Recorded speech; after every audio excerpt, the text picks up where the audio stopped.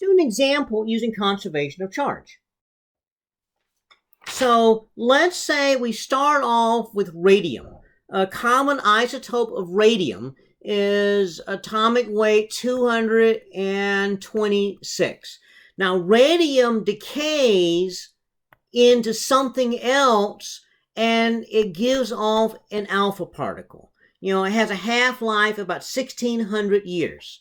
So, means half of it in about 1,600 years is gone, okay? And then another 1,600 years, another half of it is gone, okay? And so, what does it decay into? Well, you look at it and you say, well, the alpha particle is basically like a helium nucleus. So it's 2 protons and 2 neutrons. So what you do is you look at a periodic table.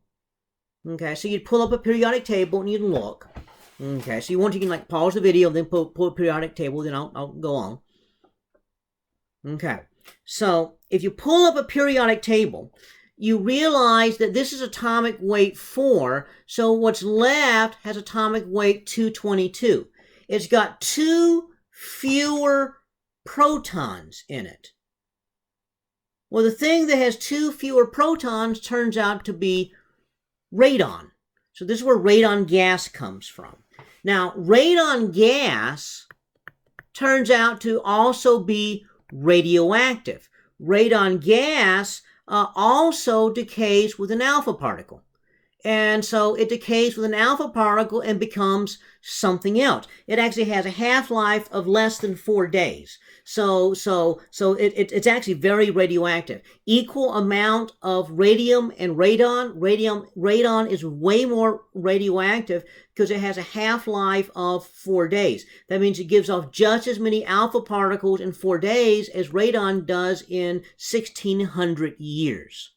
Okay, so what would that be? Well, again, this is atomic weight 4, so that means what's left is going to be atomic weight 218. It's got 2 fewer protons, and so if you look at the periodic table, that's polonium. Okay. Turns out polonium-218 is also radioactive. Okay, has a half-life of only about 3 minutes. So not only do you get a whole bunch more radioactivity out of the radon, as soon as it makes polonium, it spits out another alpha particle. Okay, so that's why radon is very dangerous, because now it's not just radioactive itself, but it actually decays into something else that's radioactive that spits out more stuff. Okay, so polonium is radioactive, and polonium also decays with an alpha particle. Okay, so that means it's 214. Well, what is that? 214, that gets you to lead. Thing is, lead 214 actually has too many neutrons. So lead 214 is also radioactive, and it gives off a beta particle. Now, a beta particle you get as an electron goes spewing out. Electrons don't weigh hardly much of anything, so you still have atomic weight of 214. But you've got now one of the neutrons is now a proton, so you get one more proton. Well, what is that? Well, that turns out to be bismuth. Okay, bismuth 214 is also radioactive with a half-life of only 20 minutes. Again, see how the radon does? You know, the radium is radioactive 1,600 years, but as soon as it decays into something that goes bam, bam, bam, bam, and spits out a whole bunch of radioactive particles in a very short period of time. Okay, so bismuth is radioactive, bismuth 214 that is, and it also gives off a beta particle. So that means you're still 214, but you go one more step on the periodic table, that gives you polonium. It's just a different isotope of polonium than you had before.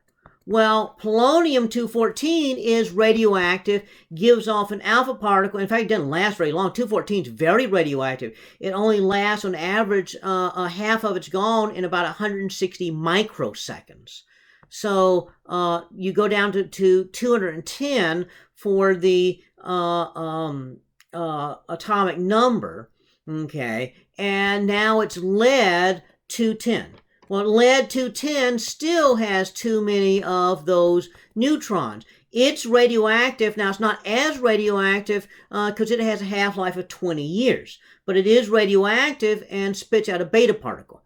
So what's left, still atomic weight 210, because beta particles don't change the atomic weight, but you do increase the number of protons. So you look at the periodic table, and that puts you back at bismuth. Okay, bismuth 210 is also radioactive. Okay, and bismuth 210 spits out another beta particle, has a half-life of about 5 days or so, and it spits out a beta particle, so that gives you 210 polonium again. Okay, polonium 210 is a little bit better than the other poloniums we had. It's still radioactive. It still gives off an alpha particle, but it does have a half-life of about 138 years. So that means this is going to be 206, okay, and it's lead. Lead 206 is stable. It does not decay. So that means that the radium that you started with, it decayed into radon-222. Radon-222 decayed into polonium, decayed into lead, decayed into bismuth, decayed into polonium, decayed into lead, decayed into bismuth, decayed into polonium, then back to lead again. So it eventually, after a whole bunch of steps, became lead-206, but in the process, it gave off a whole bunch of alpha particles and a whole bunch of beta particles. This is what we call a decay chain. And if you know that you're conserving mass and conserving charge, then you can look at a periodic table and see how we're going down the periodic table. So basically, this conservation of charge in physics gives rise to what we refer to as nuclear chemistry.